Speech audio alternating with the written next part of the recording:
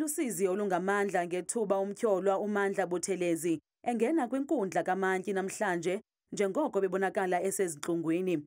Igqwetha lakhe lixelele inkundla ukuba umrhanelwa uyaqala ngqa ukophula umthetho, ecela inkundla ukuba lihlehliswe ityala ukuze uButhelezi afumane uphononongo ngokwasengqondweni.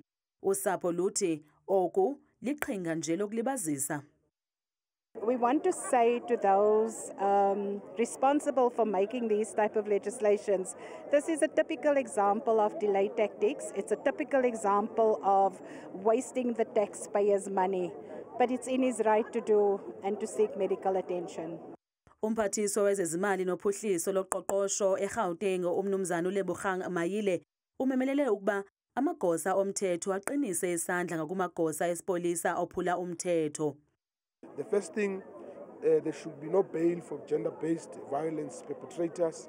The second thing, victims must not be allowed to drop the case. It must be the state that makes a determination whether there's a case or not.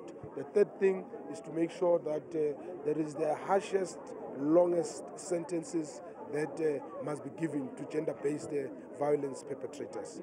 Umphathiswa wezezimali kwisixeko saseGauteng unkosikazi uMargaret Arnold uphinde wahlaba ikhwelo lokuba umphathi wesikhululo samapolisa sase-Eldorado Park uBrigadier Mkhatshane Maluleke abeke phantsi intambo emtyhola ngokusilela ukwenza umsebenzi wakhe wokulwisana nobundlobongela kule ndawo.